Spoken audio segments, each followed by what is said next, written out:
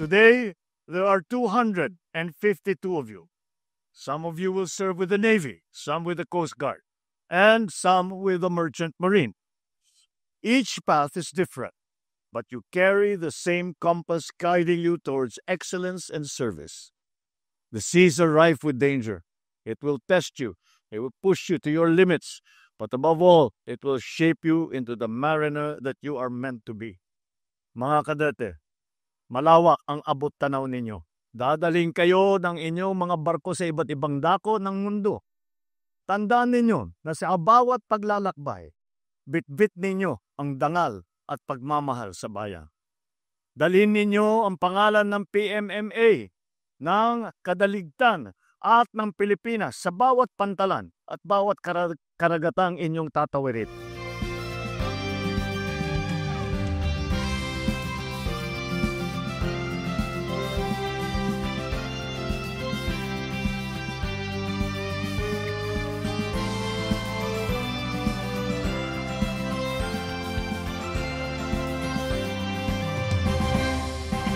Napakasarap po sa pakiramdam na graduate bilang class valedictorian.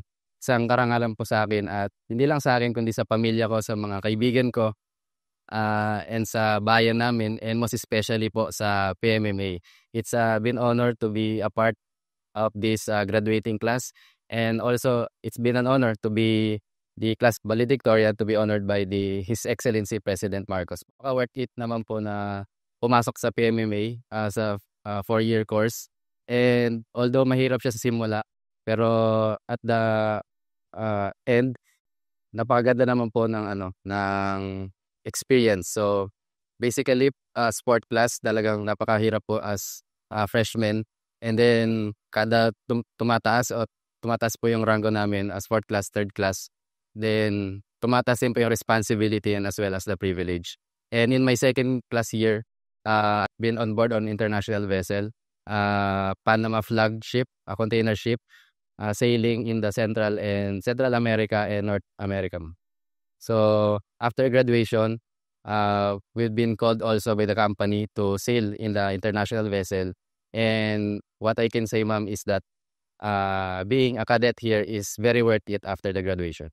As the class name suggests, ma'am, Kawal ng Dalampasigan, Liwanag ng Karagatan, we are the beacons of hope to the Filipino youth, so that when they come aboard here in PMMA, the Filipino will come and see that their cadets are being well trained, being well knowledgeable, and international ready cadets to face the challenges of the modern times.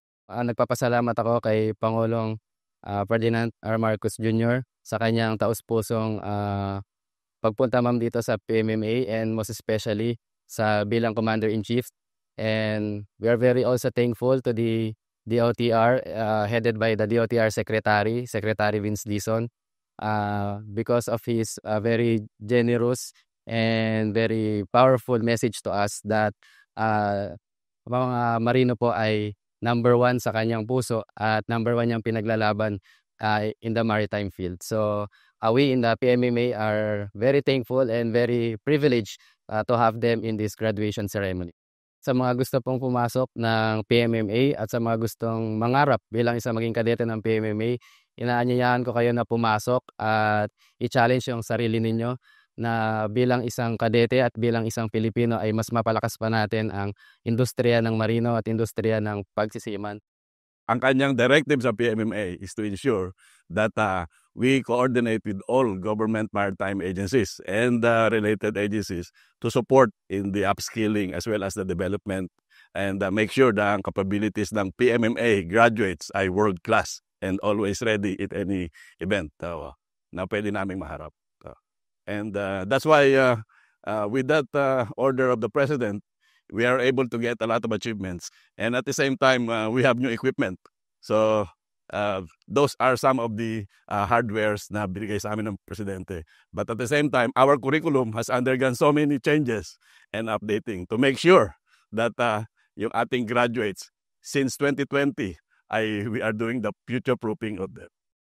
I think this batch is the most resilient and agile of all the classes that the Academy has produced.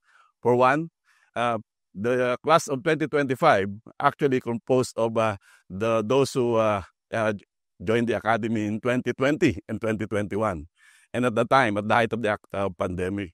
And the academy did not cease operation. We continued operation. We are all here in a bubble.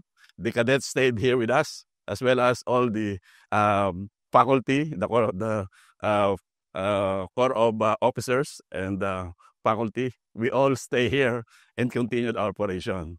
That is why these cadets have undergone so many challenges. Hindi talaga sila lumabas during that period. And so as we. And because of that, we were able to develop so many ang aming digitalization ay nagawa natin at the same time yung aming learning management system because of that. Ang PMMA po ay 206-year institution way back at the time ng Spanish when it was established in 1820.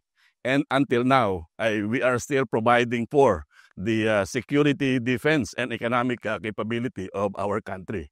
And we will continuously support our country in order to make sure that our defense and security posture ay masustain natin with our graduates, as well as yung economic activity and economic support ng ating mga merchant marine officers. The more officers that we produce, the more seafarers that the Philippines can provide to the world market.